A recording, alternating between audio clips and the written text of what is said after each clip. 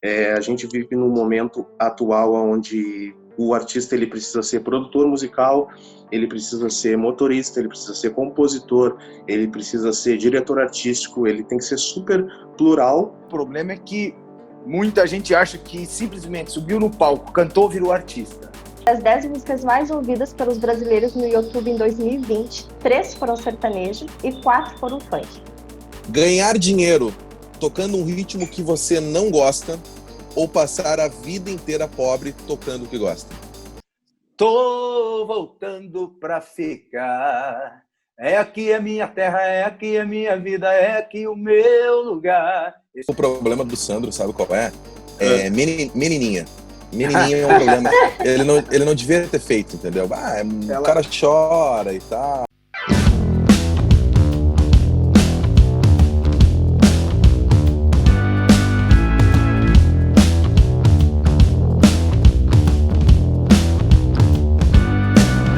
Fala, turma, tudo certo com vocês? Começando mais um Conversa Fiada. Eu sou o Lucas Bel e comigo está sempre ela, Caroline Paiva. Fala, pessoal, espero que esteja tudo bem com vocês. Hoje a gente tem mais um tema legal para abordar. Com certeza vocês vão gostar bastante e é um tema muito importante também, né, Lucas? É verdade. Então é um prazer estar com você que escuta a gente em áudio no Spotify, no Deezer ou no Apple Music, ou você que assiste a gente em vídeo no YouTube. Aproveita, segue a gente nas redes sociais, compartilha os nossos materiais e dá a sua sugestão de tema. Então vamos iniciar mais uma conversa fiada, aproveitando que neste dia 15 de janeiro, que é nessa semana que a gente está gravando, né, é considerado o Dia Mundial do Compositor. Então o nosso tema hoje é música. Dá para viver de música no Brasil? Com a mesma intensidade em que escutamos músicas em diversos momentos das nossas vidas, milhares de pessoas têm nisso sua profissão e o seu sustento. É muito mais que um sonho, né, gente? É quase uma missão de vida. Às vezes é largar família, estudos, amigos, não ter final de semana, dormir pouco e ficar muitas horas ensaiando e viajando, né? E da mesma forma que colocamos música em tudo na nossa vida, logicamente, alguém precisa compor, criar, gravar, divulgar e trabalhar essas músicas. Mas então, será mesmo que dá para viver de música no Brasil? Será que apenas o talento basta, o esforço é valorizado aqui no nosso país? Então, para conversar com a gente sobre esse tema, convidamos o compositor e cantor gaúcho de jazz na Europa há mais de uma década e precursor dos gêneros samba rock, Adriano Trindade. E também o cantor, compositor, multi-instrumentista, arranjador e produtor musical, fundador e ex-integrante do grupo Tchê Garotos, Sandro Coelho. Sandro, obrigado por conversar com a gente. Me diz uma coisa, dá para viver de música no Brasil, mais especificamente no Rio Grande do Sul? Olá, gente, um prazer estar com vocês. Principalmente abordando esse tema, né, que é tão... nesse momento que a gente está vivendo, nós estamos quase que massacrados, assim, vamos dizer assim, né? E dá para viver de música no Brasil? Dá, mas é difícil. É difícil, não é brincadeira. Não é brincadeira. Enfim, eu tenho 39 anos de carreira, né? E... graças a Deus tive a felicidade de compor algumas coisas e construir uma história maravilhosa ao lado dos meus ex-companheiros do Tchê Garotos, né? A gente escreveu uma história linda, maravilhosa, e eu tive a oportunidade de compor algumas músicas que são sucesso no Brasil inteiro. E para mim poder estar aqui, para a gente poder contar um pouco disso, é um motivo de muita alegria. Ah, que legal. E para ti, Adriano, com a tua experiência de fora também, o que tu acha? Dá para viver de música no Brasil? Eu primeiro quero agradecer vocês pelo convite, né? Cumprimentar a todos que estão aqui, o Sandro, você, Carol e o Lucas. Obrigado por me convidarem. Bom, eu acho que assim, cada artista tem uma situação diferente, né? Cada pessoa tem uma apresentação de ideia, de cenário musical completamente diferente de outro. Tem pessoas super talentosas que moram, às vezes, no interior do Rio Grande do Sul e que fazem as suas carreiras nessas cidades. Eu tenho muitos amigos que, por exemplo, o Santos sabe muito bem disso, moram, por exemplo, em Passo Fundo, ou em Getúlio Vargas, ou em Santa Rosa, e ali são um grande sucesso, e eles não querem sair dali. Eles ganham muito bem, eles conseguem sustentar suas famílias, e para eles não seria interessante sair dali. E também conheço muitas pessoas que moram nas capitais e estão sempre tentando expandir a sua música para vários pontos do Brasil, e às vezes isso rende um pouco menos do que aquela pessoa que foca em uma parte geográfica. Eu acho que o Brasil tem talentos de norte a sul, isso é inegável. os ritmos mais variados possíveis estão aí para que as pessoas consigam levar essa música para todos os lados. A gente vive num momento atual onde o artista ele precisa ser produtor musical, ele precisa ser motorista, ele precisa ser compositor, ele precisa ser diretor artístico, ele tem que ser super plural. E a gente sabe que 2 décadas atrás, até 1 década atrás, isso era muito ramificado. Os artistas precisavam de gravadoras, dependiam da rádio, dependiam da TV. Cada um, eu acho que agora tem uma boa oportunidade de mostrar o seu trabalho. É claro que precisa da ajuda de outras pessoas para que isso acabe sendo mais expandido, porque quanto mais possibilidade a gente tem de botar a nossa música para o mundo, mais concorrência vai existir, mais pessoas vão existir, então tem que usar bastante a cabeça. Mas para responder a tua pergunta, eu acho que tem sim como viver de música no Brasil, mas tem que ter bastante criatividade para que isso aconteça bem, 30 dias por mês. Deixa eu puxar pro Sandro. Sandro, tu comentaste um pouco da tua história, é inegável, a gente fala de Sandro Coelho, a gente fala do Tchegarotos, é inegável, faz parte da tua história. Muita gente te acompanha, eu acredito que muita gente que está começando tinha uma referência também, principalmente aqui no cenário gaúcho. Por onde começar? Se pudesse dizer para essa pessoa que está começando, que tem o sonho de ter uma carreira como tu tem, de música em novela, de ter tocado o Brasil todo, por onde começa? Como o Adriano falou, muito estudo e persistência. Uma coisa precisa andar do lado da outra, assim, sabe? Eu acho que tem a pessoa que nasce com a música no sangue, né? E isso vai puxar essa pessoa para a carreira de música, para a carreira musical automaticamente. Mas o problema é que muita gente acha que simplesmente subiu no palco, cantou, virou artista. E não é assim, né? Existe...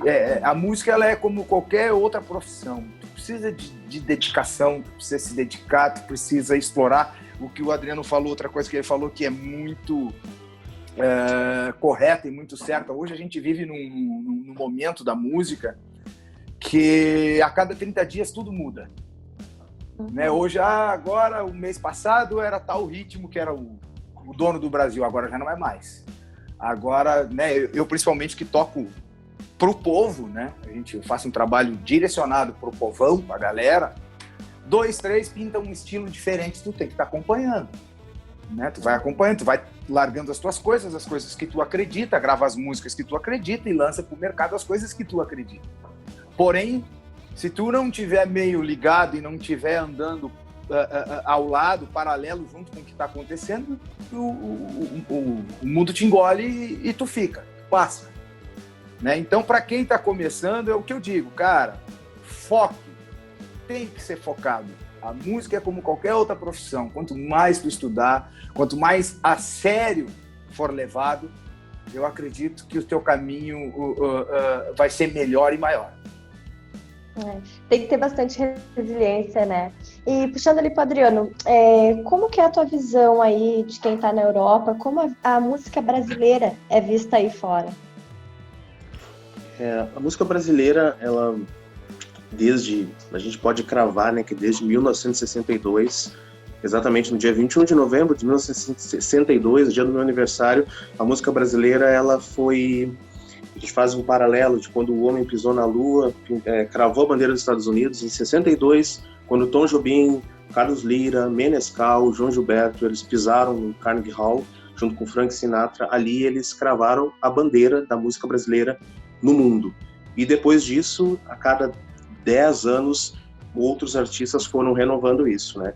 Até ontem estava conversando com um amigo meu músico, e relatei para ele que acho que a única coisa que uma ditadura militar fez bem foi para que os artistas exilados pudessem cravar um pouco mais também o nome da música brasileira aqui na Europa. Baden-Powell, aqui na Alemanha, Caetano Veloso, Gilberto Gil na Inglaterra, Toquinho, Chico Buarque de Holanda na Itália. Elis Regina, apesar de não ter sido exilada, veio muitas vezes da Suíça. Então isso deixou um caminho pronto para que os artistas que começaram a vir aqui para a Europa, especialmente na década de 90 e depois de 2000, nós pegamos aqui um território bastante pronto, né? Futebol, novela e música são 3 pontos que encantam os europeus. Então é possível que um artista brasileiro ele consiga fazer sucesso, fazer muitos shows, participar de festivais, tocar em casas importantes, sem ser conhecido no Brasil.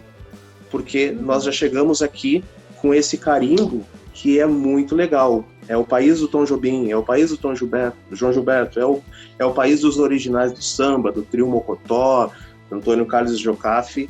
E queira ou não, musicalmente, o brasileiro, pelo fato de nós termos tido milhões de culturas nos influenciando ao longo de todos esses anos, é África, é Espanha, é Portugal, é Estados Unidos, é um grande caldeirão de ritmos. Quando a gente chega aqui, nós temos uma maneira diferente de tocar.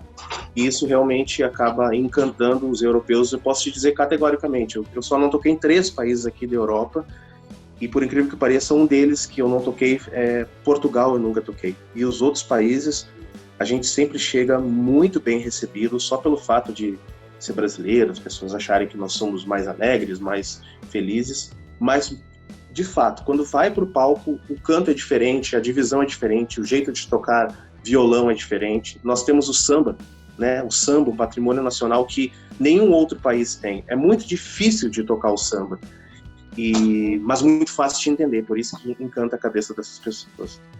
Mas, viu, Adriano, por que tu acha que tem tanta gente boa que não consegue alcançar assim, um sucesso absurdo? E depois a gente pode até discutir esse conceito do que de fato é sucesso, né? Claro. Mas por que tem tanta gente boa que não consegue chegar nesse patamar de, não só de viver a música, mas de alcançar um sucesso mesmo, enquanto a gente vê talvez uma galera que nem tem tanto talento assim, acaba explodindo um hit, e aí vira o hit do ano, entra nas mais tocadas do Brasil e estoura? A gente está no mundo de viralização, né? A gente está no mundo de viralização, né?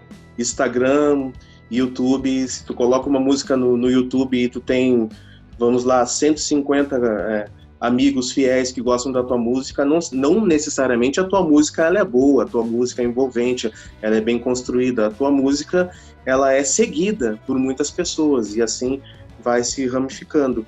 É difícil, muito difícil de alguém muito bom ser visto em um primeiro momento. Tem uma série de fatores. Eu acompanho, por exemplo, a carreira do Sandro há muito tempo, e me lembro dele na década de 90, lá no Cinco Colônias, né, onde eu me criei. O único problema do Sandro, sabe qual é?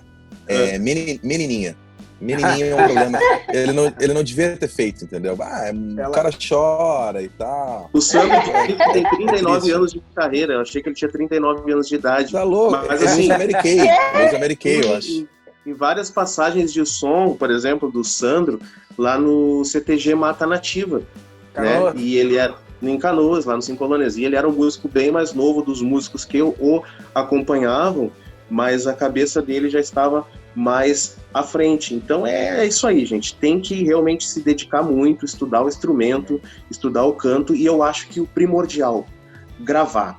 Grava as tuas 10 músicas, faz um CD, trabalha em cima desse CD.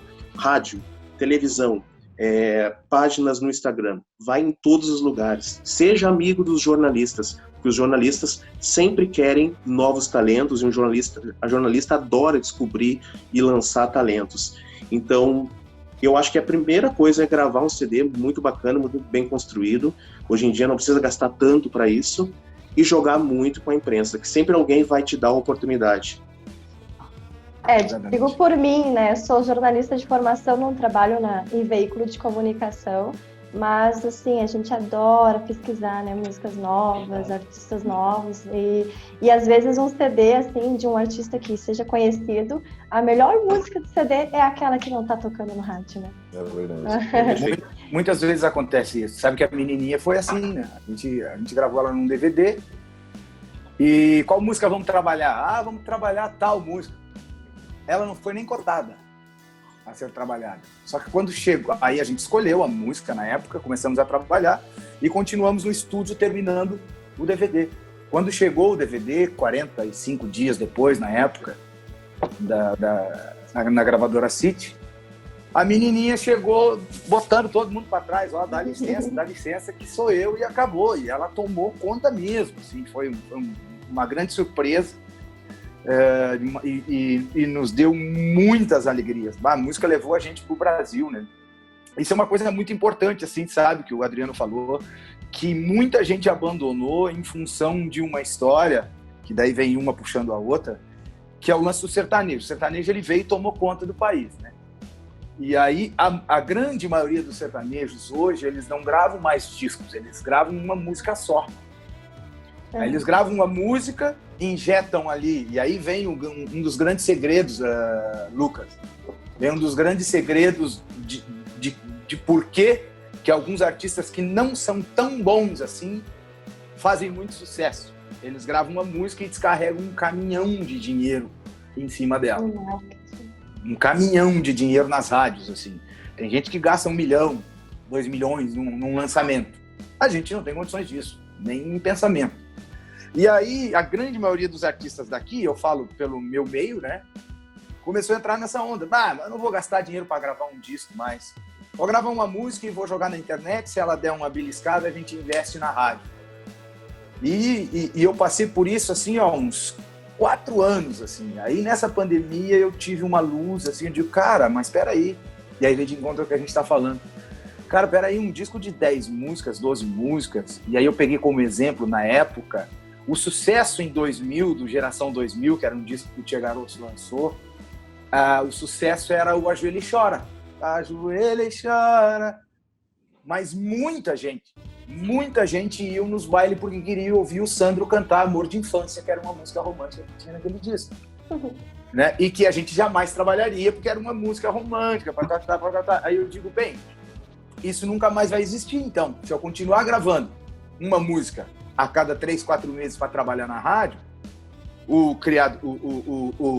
Amor de Infância, Criado Tipo Bicho, Estou Voltando Pra Ficar, A Menininha, isso não vai existir mais, porque não vai existir mais aquelas músicas que estão ali no disco para o público descobrir, para ele descobrir, né? E aí, resumindo, tô com um disco pronto de 15 músicas inéditas, pronto para ser lançado, tô esperando passar a pandemia. Mas tu acha que ainda tem, Sandro, essa necessidade, por exemplo, o Adriano vem de um outro lar, foi para a Europa, vive num outro... Sim. Mas no Brasil a gente ainda tem, principalmente a gente aqui do Rio Grande do Sul, muito essa cultura de que para dar certo tu precisa ir para o centro do país, né? A gente até hoje vê, eu vejo duplas sertanejas aqui do Sul que optaram ir para lá. Eu acho que tem o Sandro e Cícero, que estão morando agora em São Paulo também, sim. O Júnior e César, né? Existe essa necessidade de fato, assim, e o Tia Garotos, quando foi pro Brasil inteiro, assim, na época da novela, que tiveram no Faustão e tal, tiveram essa necessidade de ter que sair daqui também? Infelizmente, principalmente pro meio sertanejo, né? Eu gravei muitas duplas aqui, eu tenho estúdio, né? Então eu gravei muitas duplas aqui que nunca existiu, até hoje não existiu, e a prova tá aí. Eu acho que a dupla que mais fez sucesso aqui no Rio Grande do Sul, no meio sertanejo, talvez seja o Sandro e Cícero, né? O Lucas e Felipe. Mas sair daqui e alcançar o Brasil é bem mais difícil do que tu ir lá, estourar numa Goiânia da vida, em São Paulo, o norte do Paraná, que virou um polo gigante do sertanejo, Campo Grande. Se tu estoura numa cidade dessas, o fulano estourou em Campo Grande, ele vai ganhar o restante do Brasil de presente. Aqui isso não acontece. A gente estoura aqui e fica aqui. A não ser que tu... Foi o que aconteceu com o Tia Garotos, por exemplo. O Tia Garotos, a gente era muito forte aqui no sul do país, né? Rio Grande do Sul, Santa Catarina e Paraná. Mas daí a gente foi batendo, foi tentando. Quando a gente gravou a Menininha, que a gente pegou um empresário lá de São Paulo, cara, vamos fazer o caminho inverso. Vocês vêm pra cá, a gente vai fazer um trabalho aqui a nível Brasil e vamos invadir o restante dos estados e vocês vão ver o que vai acontecer no sul. E dito e feito, né?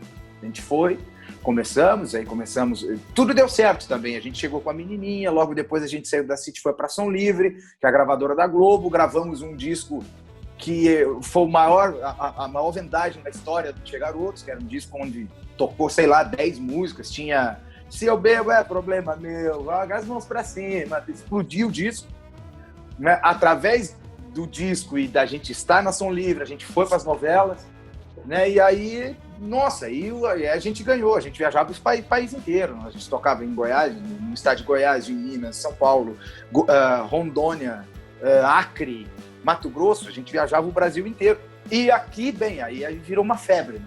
Aí a gente, no sul do país, a gente cresceu demais, mas porque a gente veio de lá para cá. Daqui para lá, nós já tínhamos chegado aonde a gente poderia chegar. E vocês não acham, eu fiquei curiosa com uma coisa que o Sandro falou, sobre hoje eles impulsionam uma música e não fazem mais um CD hoje, né? E não acha assim, me pergunto para os dois ali, para o Adriano e para o Sandro, que de repente para o artista que quando produz um CD pensando no todo, né? De começo ao fim, isso de repente não atrapalha um pouco o processo criativo de vocês? Focar no, né, Adriano?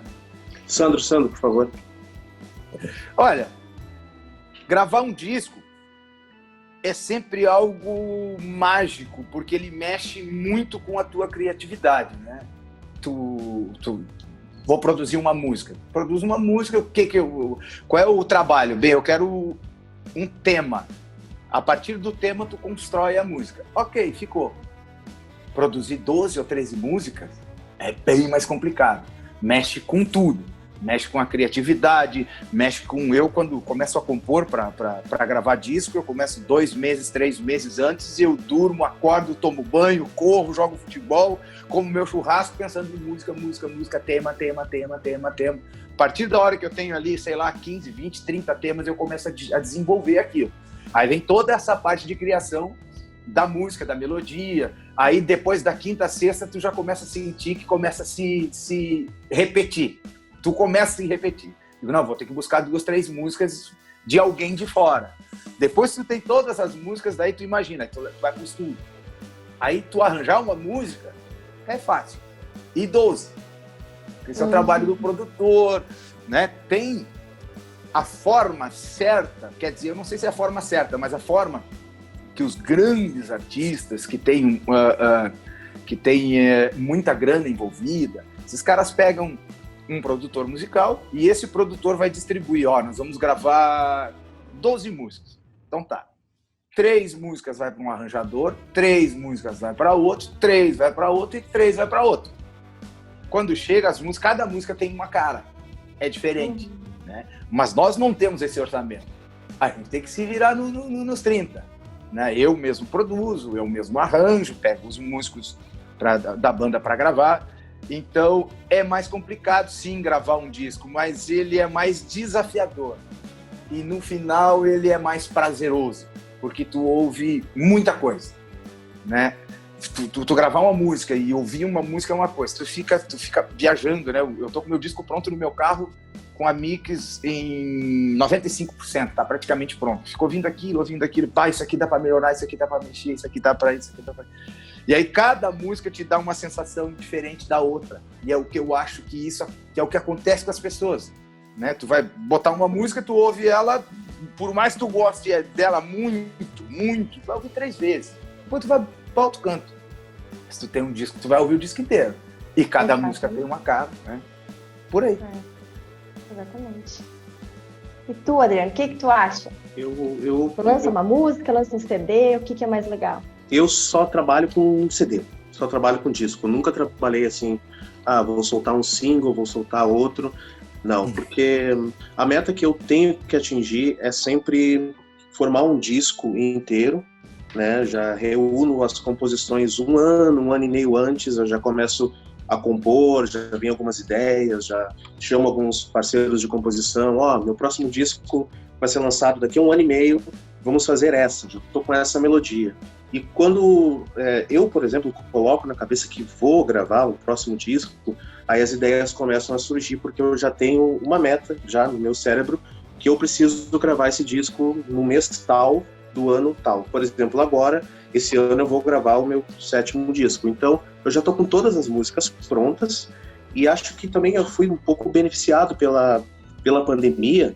A única coisa boa que a pandemia trouxe foi tempo para poder compor mais. Então tinha uma série de faixas inacabadas que eu não estava com tempo de terminar pelo fato de estar viajando, estar sempre tocando.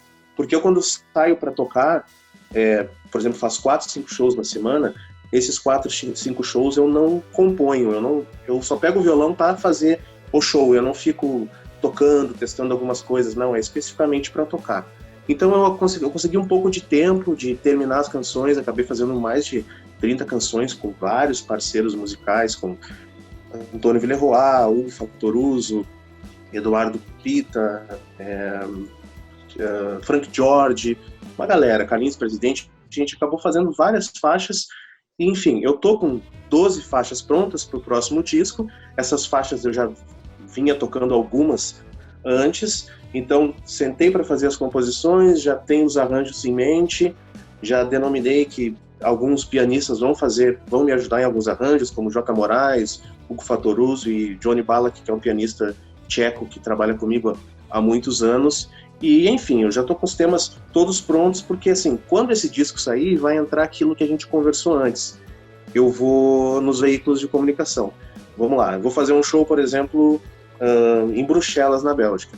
Eu vou lá e vou tentar agregar matérias no jornal, vou tentar agregar rádio, vou tentar agregar televisão, vou enviar esse disco para o Brasil inteiro, para os países que falam língua portuguesa, que também gostam de receber isso, Angola, Portugal, né, o Brasil todo, como eu citei antes, e aí trabalhar esse disco, porque eu acho que a gente tem que pensar, por exemplo, daqui a 5 anos, um artista que gravou, durante 5 anos ele gravou 2 discos ou 3 discos, ele vai ser muito melhor visto pela crítica, pela mídia, pelos seus próprios fãs, do que gravar apenas uma música solta. E quando tu vai acumulando músicas, a tua discografia ela vai crescendo, tu é muito mais respeitado, existe muito mais possibilidade de conseguir, por exemplo, no meu tecido social aqui, conseguir um show num bom festival de jazz, do que eu ter perdido 5 anos e não ter gravado nada, ter gravado 3, 4 singles, e em 5 anos eu fiz ao contrário, eu gravei 3 discos. Então, 5 anos atrás eu tinha 4 discos, daqui a alguns meses eu vou ter 7. Isso é muito bem visto aqui na Europa, então claro, eu sigo essa estratégia e, cara, eu adoro disco. Eu adoro esse uma ópera, né? Uma ópera. A primeira música terminou, o que vem na segunda? Eu já faço um arranjo pensando o que vem na segunda, dando aquela boa variada, né? A escola do Djavan, que ele sempre ensinou para os músicos de MPB, que tem que dar uma variada e fazer uma ópera, né? Da primeira música até a última. E é a tua história que fica, né? E aquela história, né, Adriano? Eu converso muito com a turma mais nova, né? Os músicos da minha banda que me acompanham são uma gurizada. Um tem 21, outro tem 19, outro tem 23. E o guitarrista que toca comigo, o guri é um fenômeno, toca demais, demais. Mas ele me ouve muito porque é muito meu fã, né? Ele começou tocando baseado nas minhas coisas, enfim. E eu sempre falo isso pra ele. Cara, aí ele vinha me mostrar, olha o que eu tirei aqui. Muito legal. E olha isso aqui que eu tirei aqui. Eu digo, tá muito legal. E eu brinco com ele. Tá, bicho. Cadê a taça? Cadê as tuas? Cadê a tua? Eu quero ouvir as tuas. As tuas. Tirar o riffzinho do Guns N' Roses. Em cada cidade tem 30. Cada cidade. Muito bonito. Tu tem que saber. Tá. Só que é o seguinte. O que vai construir o teu nome e a tua história são as tuas. Então, tem que gravar. Aí, estamos terminando um disco dele aí, de 12 músicas. O guri é um fenômeno. Olha aí. Demais. Então já tem 3 CDs para ouvir. Eu tô contando.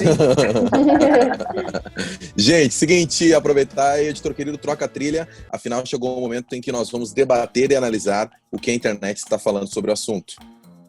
Então a gente deu uma pesquisada aí das 10 músicas mais ouvidas pelos brasileiros no YouTube em 2020. 3 foram sertanejo e 4 foram funk. Aí teve rap também e Barões da Pisadinha, que é um caso à parte, né? Artistas como Marília Mendonça, que lidera a lista, tem cerca de 233 milhões de visualizações. É muita coisa, né, gente? Jesus Cristo. O MC Niak, por exemplo, que até o início de 2020 não tinha nenhuma música lançada, né, e trabalhava numa fábrica de suplementos alimentares, terminou o ano com a 3ª música mais ouvida no YouTube dos brasileiros, com 198 milhões de views. Então a gente pensou, né? Tá fora dessa lista o rock, a bossa, MPB, axé, isso que a gente tá perto do carnaval, né? Também tá fora o reggae, aquele velho pop mais chiclé. O que aconteceu, gente? Sumiram os demais ritmos nas paradas? Vocês acham que isso é bom ou é ruim? Eu acho que é grana. As pessoas não... Tem, por exemplo, em São Paulo tem Trio Corrente, que ganhou 2 Grammys. Se eu perguntar para alguém na rua da minha mãe, no bairro de Niterói, se eles conhecem o Trio Corrente, eles não conhecem, porque o foco do Trio Corrente não é colocar uma grana violenta para... Muito lado B, né? Uma grana violenta para que essa música acabe se expandindo. Eles têm outros focos e também não estão vendo nenhum problema que o artista A ou B tem 300 milhões de visualizações, porque o gol do Trio Corrente, por exemplo, é outro. E eu penso que mais ou menos assim, o pessoal não está muito para investir em grana, são poucos, né? Poucos. O Trio Corrente talvez tenha 10 milhões de seguidores, 5 milhões de seguidores no mundo inteiro. São poucos e bons, eles estão contentes para aquela plateia ali. Eu acho isso. Exatamente. O problema é que o sertanejo ele chegou com muita grana.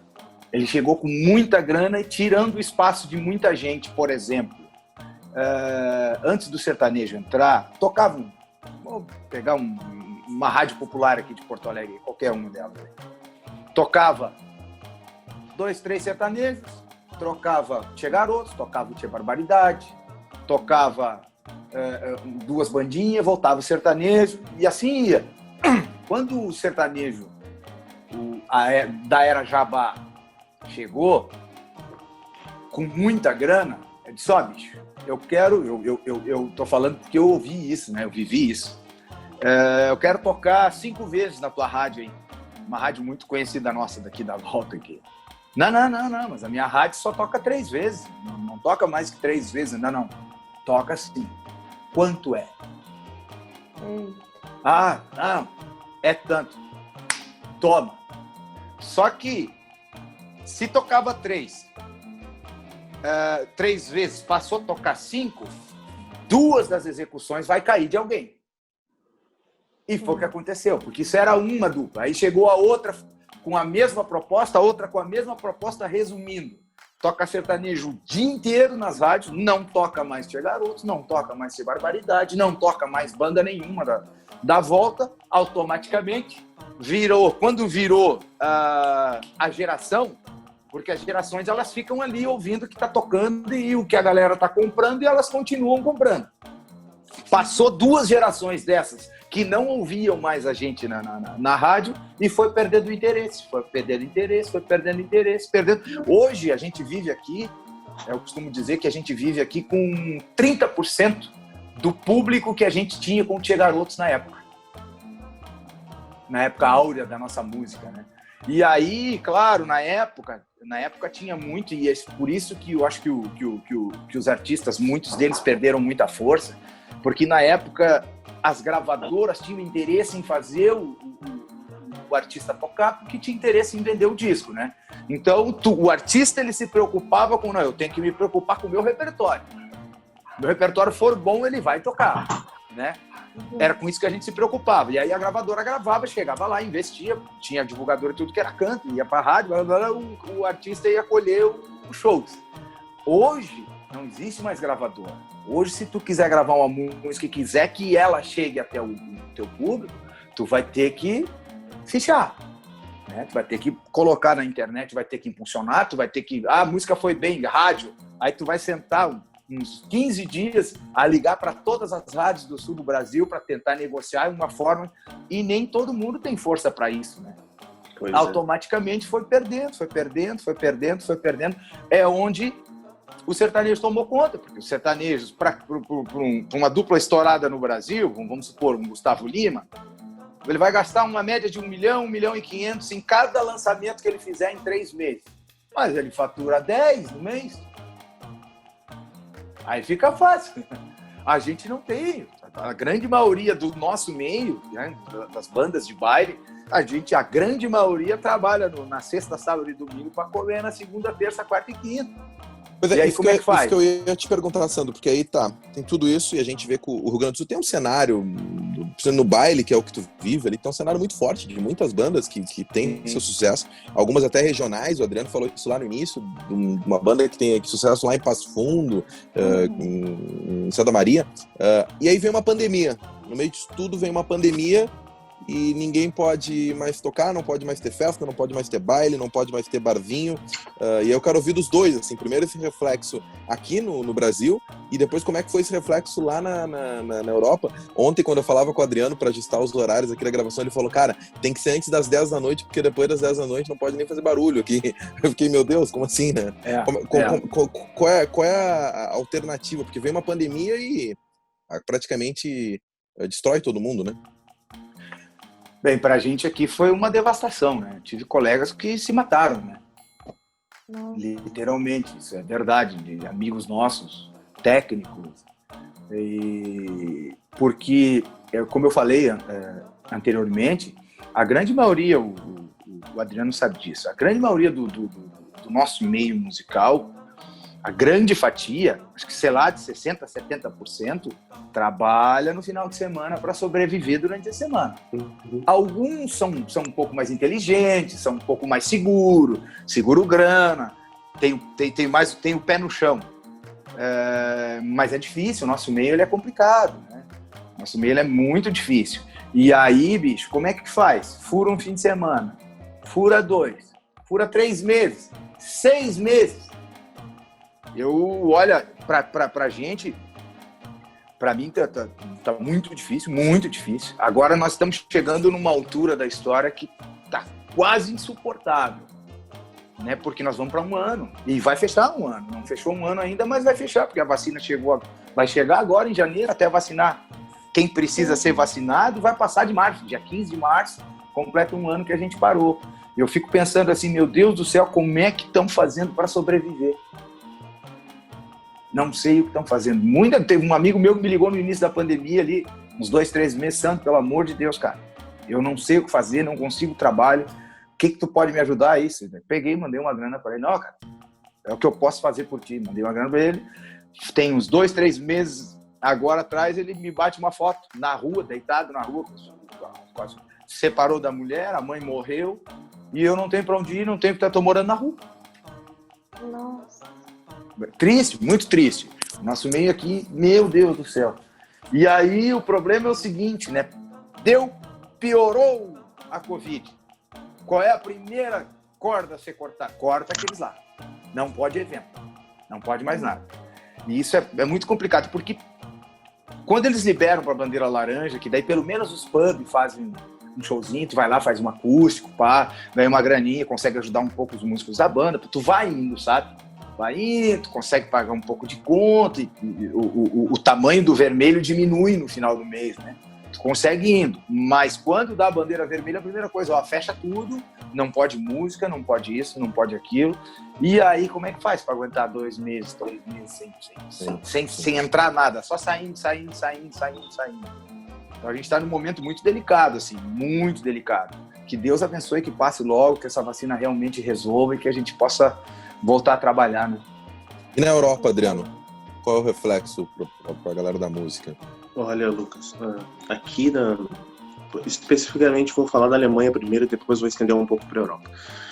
Aqui na Alemanha, no dia 12 de março, parou tudo e foi tudo muito rápido. 2 dias atrás, no dia 10 de março, houve um zoom de que talvez iriam fechar as fronteiras e que deveria possivelmente um lockdown acontecer. Só que nesses 2 dias as informações evoluíram demais, as negociações para que fechasse todo o país evoluíram muito rápido. E, por exemplo, um dia antes, no dia 11 de março, eu estava na República Tcheca, tinha 5 shows para fazer, já tinha feito 2. E um dia antes o contratante tinha me dito, não, vai ter o show, tá tudo certo, não há a mínima possibilidade de não ter. No outro dia, vamos lá, passando 12 horas, já haviam decidido que não poderia, e eles realmente fecharam. Ele já me disse, não vai ter show, volta, etc. Enfim, voltei para a Alemanha no dia 12 de março, E aqui o governo, ele ajuda os artistas, né? Dá uma contribuição para os artistas se segurarem durante os meses, dá um benefício, também tem o benefício do GEMA, que é como se fosse a UBC, a Svassen, o ECAD aqui da Alemanha, que quem é cadastrado ganha um bom dinheiro. Então eu acho assim, que os músicos aqui na Alemanha, enfim, não tiveram muitos problemas, pelo fato do país realmente ser muito estruturado financeiramente, e jamais que a ministra da Alemanha iria deixar uma pessoa, qualquer profissão que ela exerça, desamparar. Aí, no meio de junho, os shows voltaram, ou seja, voltou para todo mundo pôde fazer show em julho, agosto, setembro, meio de outubro, parou de novo. E de meio de outubro até agora, nós estamos de novo em casa. E o governo continua ajudando. A Inglaterra, todo mundo foi ajudado. Na República Tcheca, todo mundo foi ajudado. Um valor bem menor do que aqui, porque é outra moeda. Os países como Portugal também ajudou, os artistas, França, etc. A Itália viveu um problema muito grande, porque existem mais ou menos uma média de 300 mil brasileiros morando na Itália, certo? 1/3 desses 300 mil estão ilegais. Eles não têm passaporte, eles não têm visto, ou seja, se eles estão numa modalidade ilegal, eles não existem para o governo. Essas pessoas não tinham o que comer, essas pessoas não tinham como pagar aluguel, não existiam nenhum tipo de evento, porque não podia tocar. Essas pessoas, se saíssem na rua, algum policial poderia pedir o passaporte deles, porque é assim que funciona na Itália, quando tem lockdown. Iriam ver o passaporte deles, eles iam estar ali constando como ilegais e possivelmente iriam ser presos ou voltar para o Brasil na primeira oportunidade. Então as pessoas... Eu estou falando só de brasileiros, mas tem muitas outras nacionalidades que vivem ilegalmente na Itália. Essas pessoas tiveram muito, muito, muito problema. Mas assim, pelo fato de ter uma economia muito potente aqui na Europa, muitos artistas conseguiram se virar e aproveitaram, porque o verão aqui os números realmente baixaram muito, as pessoas puderam trabalhar de junho até outubro.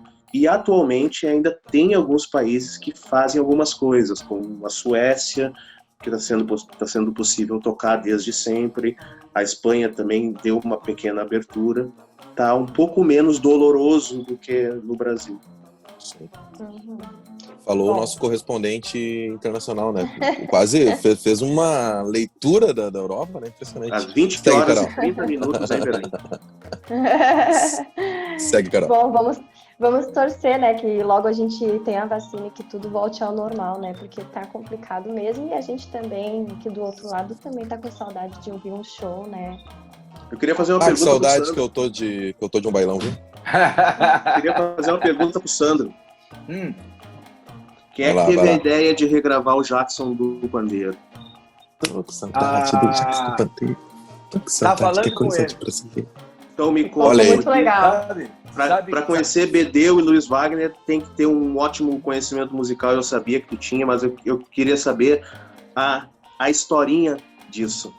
Tu sabe que eu produzi todos os discos, né, da carreira do Tchê Garotos, e eu me preocupava sempre, porque a gente chegou num ponto que a gente gravava um disco, quando o disco saía, o restante dos discos das bandas que eram do nosso estilo, até o próximo ano, eram todos iguais. O Tchê Garotos fez isso. O Tchê Garotos fez isso, nós temos que fazer isso. Então, a cada disco eu me preocupava com, cara, eu tenho que mudar. Não pode ser... Não podemos ser previsíveis. Tem que mudar. Cada disco tinha que mudar. Aí a gente tocava domingo à noite, às vezes umas domingueiras na volta de Porto Alegre, às vezes no 35, enfim. E terminava a domingueira ali por volta de meia-noite e meia, 1h da manhã, e eu digo, vou dar um pulo lá no... Como é que era o nome daquela casa que tinha ali perto do Opinião? Que tinha umas bandas que tocavam samba rock ali. É segredo? Carinhoso? O Carinhoso, claro. Carinhoso. E nós ia pra lá... Joaquim Nabuco.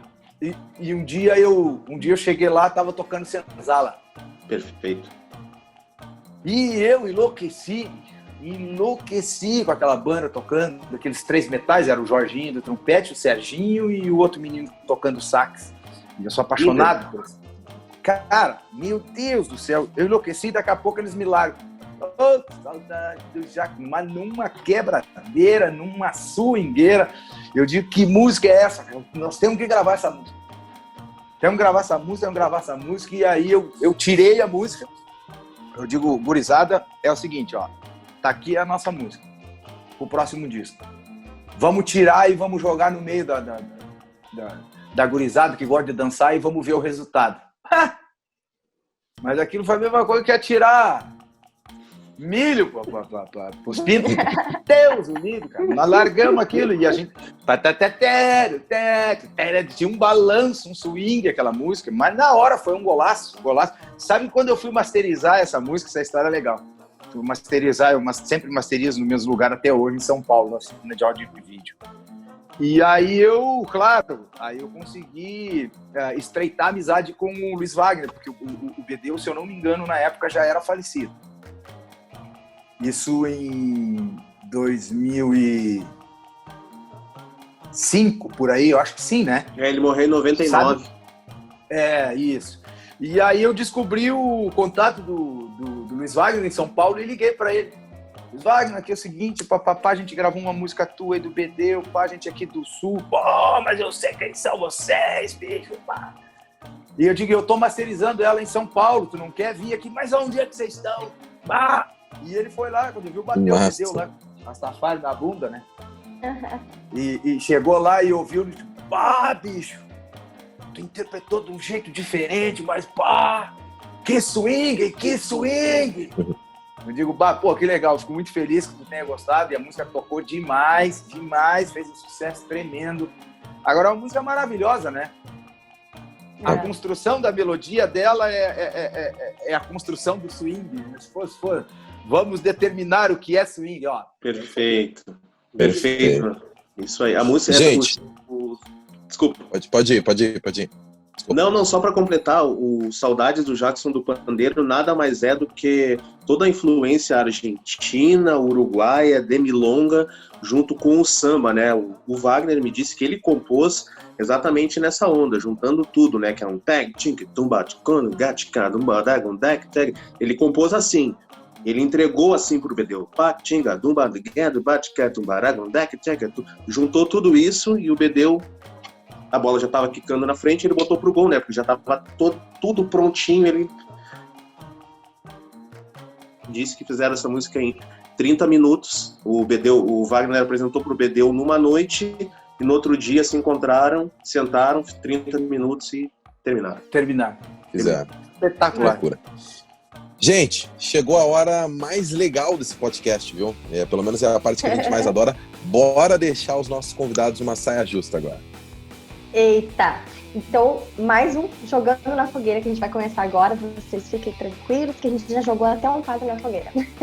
Então, a gente vai convidar vocês a responderem apenas com sim ou não, ou concordo, não concordo, e quando não der, com uma frase. Curtinho. Beleza, sempre vai responder o Adriano, depois o Sandro, beleza? Vem a pergunta, beleza. O Adriano Trindade responde, depois o Sandro Coelho. Primeira pergunta, o sertanejo universitário é o novo funk dos anos 2000? Sim. Sim. Eclético é aquele que não tem identidade? Sim. Sim. Ganhar dinheiro tocando um ritmo que você não gosta ou passar a vida inteira pobre tocando o que gosta? Passar a vida inteira pobre tocando o que gosta. Se eu tô vivo é porque eu não morri de fome. Exatamente. Também concordo. Escolha um. Bonde do Tigrão ou Anitta? Nenhum. Putz. Nenhum. Escolha um novamente, Los Hermanos ou Thiago York? Os Hermanos, sempre. Los Hermanos. O que tocou, por último, no teu fone de ouvido? Henri Salvador e Elisa Dio. Meu Deus, no meu fone de ouvido eu tava dando a minha caminhada, agora tava tocando a gaúcha. Tava ouvindo os caras falar do Inter e do Grêmio, é a rádio que eu ouço aqui em Porto Alegre. Mas eu sou um cara, musicalmente falando, bastante eclético, assim, eu gosto de tudo que é bom.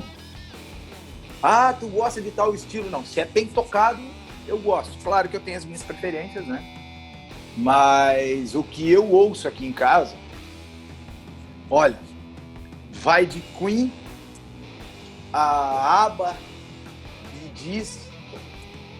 eu também gosto de tudo isso, então. Dos mais antigos, né? Mas é isso aí, esse é o meu repertório. Show. E o que não toca no teu fone de jeito nenhum? Adriano? Funk sertanejo. Funk. Sertanejo tem algumas coisas que eu gosto, assim, principalmente as mais antigas, assim. Tá, mas se for sertanejo, tipo Alain Aladim, João Mineiro Marciano, Tião Carreiro e Partinho... Chitãozinho Chororó, Leonardo Zé Rico. Isso sim, porque meu pai ouvia isso, então isso eu tenho um profundo conhecimento. Só que hoje em dia sertanejo está tão rotulado, né? Eu não sei, a pergunta foi feita perfeitamente, mas foi um pega-ratão. Tu falou sertanejo, mas tu queria falar sertanejo universitário, né? E me pegou aí. Por isso que a gente coloca vocês na saia justa. Exatamente, a ideia é essa. Música é um dom para poucos ou qualquer um pode aprender? Eu acho que qualquer um não, mas se a pessoa nasceu com esse dom, ela pode lapidar, porque vou tentar resumir rapidamente. Tem pessoas que são encantadas com a música e não tiveram nenhum acesso com a música brasileira, mas de tanto ouvir, tanto estudar, tanto querer, acabam pegando aquilo ali. Mas eu acho que tem que ter o dom. Tem que ter no sangue.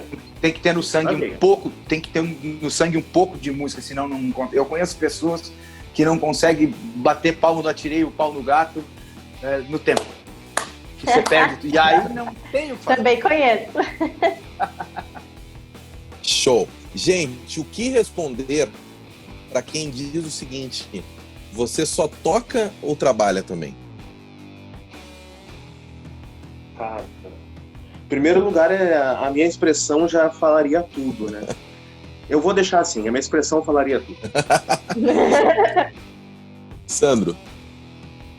Cara, eu acho que isso é de uma pobreza de espírito imensurável. Não tenho nem o que comentar sobre isso, né? Porque a gente se dedica anos da nossa vida em cima de um instrumento, descobrindo, estudando, pesquisando. O que um universitário faz na faculdade, né, aprendendo com os professores, a gente faz com os nossos professores. Nós escolhemos os nossos professores. Por exemplo, eu tocava guitarra, então eu tinha os meus ídolos. E através deles eu ia buscar o conhecimento. E isso quer dizer de horas por dia. Horas por dia. Tive uma fase da minha vida que eu estudava o dia inteiro. O dia inteiro. Isso é a mesma coisa que tu tá numa faculdade estudando, se preparando para ser um profissional. Que quer dizer o quê? É uma profissão como qualquer outra. Exatamente. Mas, então, a gente está chegando ao fim. Antes de terminar, a gente vai tentar desafiar vocês a responder com um trecho de uma música de composição de vocês, o que a música representa para vocês. Começa, Adriano. Ai, meu Deus do céu. Isso é justa, né? Tá, mas vamos lá. Essa é... É difícil essa, mas vamos lá, vou pegar uma aqui. No planeta da solidão, 1 mais 1 já é multidão. 1 mais 1 não é pouco, 1 mais 1 já é multidão. Adorei. Show de bola. Agora me pegou valendo aqui. Ficou valendo. Tem que ser de uma música minha? Qualquer composição. Meu Deus do céu. Deu branco. Deu branco. Não, deu branco total. Aí, Lucas. O que mais? Ele não o tem que mais música, tem né? significado pra ti, então? Ele tem pouca música. Ele tem pouca música, por isso. Aí é mais difícil. Né? É que a biblioteca é grande para procurar. É que as minhas músicas, elas são... O meu jeito de compor, né? É um jeito muito popular, assim. Eu procuro compor para que eu jogue no meio do povo e o povo consiga assimilar. Por exemplo, e se eu bebo, é problema meu. entende? São esse tipo de... Pô, depois dele falar a frase dele, aí eu já não tenho mais o que dizer. Tudo certo, então. tua, Sandro? Essa música? É. É minha. Cara, Aí, ó. olha isso, cara. Faz um trechinho pra nós encerrar aí, Não Sandro, tem então, pode ser? uma parte, pô, meu pai vou jogar truco na Essa é sombra. Essa eu tô voltando pra ficar. Foi a primeira composição que eu fiz que fez sucesso. Tô voltando pra ficar. É aqui a minha terra, é aqui a minha vida, é aqui o meu lugar. Esse era o refrão da música. Essa noite encilha o pingo e eu sei que vou chegar pra beijar minha mãe velha, minha prenda e os meus piá. Com meu pai vou jogar truco na sombra de uma figueira, tão distante da campanha, não posso mais aguentar. Vou rever os meus amigos, tomar um trago lá na venda, mandar a saudade embora, eu tô voltando pra ficar. Ai, show de bola! Aí, ó, Muito Adriano bom, ajudou. Muito bacana. Obrigado, Adriano. Então. Muito obrigado, Adriano. Me largou pifado. Se cantava muito essa música lá no quartel em 98. Muito se cantava isso. No quartel. O pessoal cantava muito lá. Eu servi, né? Então, gente, Que esse legal. foi mais um episódio do Conversa Fiada. Então, a gente quer agradecer novamente ao Adriano, ao Sandro, por terem participado aqui com a gente. Muito obrigada a quem ouviu até o final também o episódio, né? Obrigada, Sandro, pela tua disponibilidade, por ter topado essa conversa conosco. Como que o pessoal faz para te encontrar nas redes sociais? A galera já sabe, mas vamos relembrar aí também. Sandro Coelho Oficial. Aí tu tem o Instagram, Facebook. Sandrinho Coelho Oficial é o Instagram. E ali, tu entrou ali, tu vai me achar. E obrigado, Adriano, pela parceria, por aceitar participar com a gente desse episódio. Acho que a última vez que eu te vi, Adriano, eu tava pensando nisso agora, foi em Caxias, num pub lá que tinha uma pista de skate junto. Cara, é Vai verdade. recordar disso. Cara, verdade. isso aí 2011, eu acho, 2012. Por sei aí, lá. 2011, Por aí. 2011, 2012. Foi a última verdade. vez que eu te vi. verdade. Obrigado, Adriano, pela Obrigado. parceria, por aceitar participar Muito com a legal. gente. Como é que a galera faz para te encontrar nas redes sociais? Tá, adrianotrindade.net é o meu site e todas as outras plataformas YouTube, Facebook, Instagram é Adriano Trindade Oficial, então super fácil. Obrigado por ter me convidado, foi legal ver o Sandro, foi legal ver vocês dois. E Lucas, tu estás com uma voz muito legal, tá com um grave bem bacana. Obrigado. Tá bem legal. Bom, gente, então lembrando que toda quinta-feira tem episódio novo em áudio no Spotify, no Deezer e para quem quer assistir também no YouTube. Um abraço e até a próxima. E aproveita e segue a gente nas redes sociais e já manda sua sugestão de tema para a conversa fiada mais democrática do país. Um beijo!